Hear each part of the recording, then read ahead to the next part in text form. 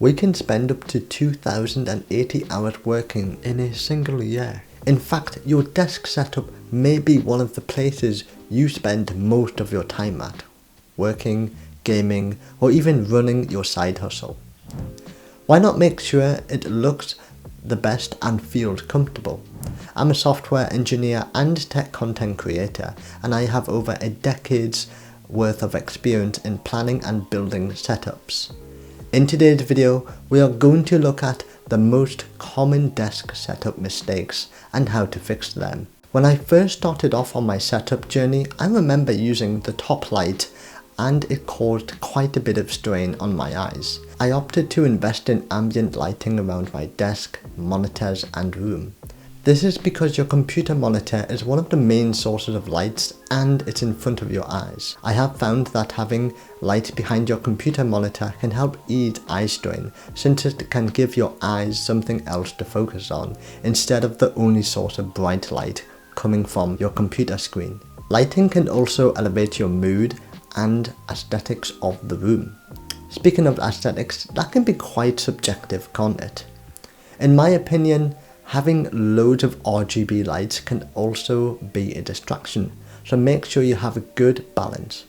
It is also very important to ensure you have a good amount of natural daylight in your office, but be mindful where you position your desk. You may find that having your desk in front of the window can make it difficult to focus on the computer screen, depending on how much natural light is coming through. On the flip side, having your desk opposite your window can make it difficult to see your screen.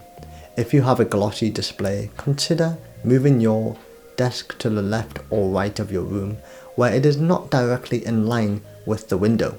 If that's not an option, then think about getting a matte monitor or cover. Cable management can play a huge role in your setup. I get it, most of you have pretty busy lives and don't always have time to manage your cables. However, do you really want to potentially trip over loose cables or break something by dragging on the cable since it got caught in a nest? Not to mention, cables tend to be an eyesore. You don't have to spend much money or time on your cable management. There are simple, cost-effective solutions such as the IKEA Signum, other under-desk cable holders, cable raceways, and so on and so forth. If you don't want to bother hiding cable to your monitors, you can even get these cable tubes to organize your cables into one flexible tube. There are loads of different lengths and colors available. Simply cut them to size and insert the cables. It can take around 5 minutes or less to implement. Of course, the under-the-desk cable management systems will most likely need screwing in, and the raceways can potentially be stuck on using the provided tape. Just make sure it can support the weight of the cables, otherwise you may need to screw it in the roof of your desk for extra support. When starting off your journey on your setup or home office, it's easy to overlook how important the desk and chair can be. After all, you want that powerful computer, 4K monitor and the juicy stuff, but let's face it, have you moved on from that old computer desk or that dining room chair or stool? Having a reliable desk is crucial to ensuring you have enough space for your equipment, but also if your desk isn't good quality, it may bow in the middle, which could cause issues further down the road. You don't need to spend loads of money on a desk. There could be some good deals second hand in your local area. Or here may be a better idea. IKEA sell a Solgen worktop for as little as £60 depending on the size and material. Then simply add 2 drawers either side. I did this on a previous setup. Sit and standing desks may also be fairly inexpensive these days depending on the brand and where you purchase them from. There are some options for just under £100 and I'll leave some of my favourites in the description. These will be Amazon affiliate links, and by purchasing using my links you'll help support the channel at no extra cost to yourself. In terms of chairs, I'd personally look for an ergonomic one.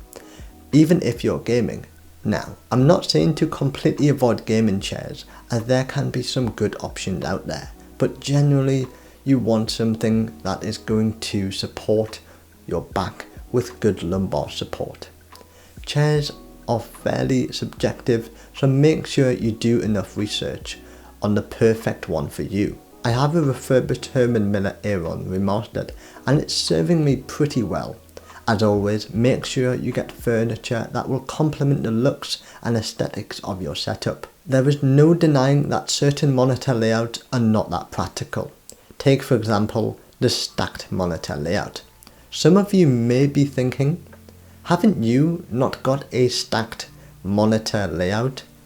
You'd be somewhat correct, but I don't have a monitor above. That is because having your monitors too high can be bad for your neck and back. I have tried the stacked monitor setup before and it wasn't for me. Instead, I have my main monitor in front and I have a 15-inch monitor underneath. I put the less important information on the bottom screen and my main work on the screen in front of me. Also, another type of layout which looks nice but probably isn't good for your neck is having dual monitors in the center. When using multiple monitors, you want to ensure you have your main monitor in front of you and your secondary monitor at a 45-degree angle. The secondary monitor should be for things you need to glance at. That way, you're not putting much strain on your neck. One of the issues working on the computers for a long time can be carpenter tunnel syndrome. I remember having that issue as well, and then I decided to get wrist rests. This has been such a game changer and I can comfortably type at a computer for hours with no issues with my wrists. Just remember to make sure you choose the best option for you. I have a Delta Hub Carpio 2.0. They are quite expensive but worth it in my opinion. You can save a bit of money by getting them when they do their Black Friday sale. I'm sure we both have been guilty of this. However, sometimes having loads of things on your desk can make things feel more cluttered. This could potentially lead you to getting easily distracted or not being able to function your best. Sometimes less is more. You can get a cheap pencil drawer that sticks underneath your desk as well as headphone hangers that can free up quite a bit of room on your desk since you can put the remote controls and other things in there.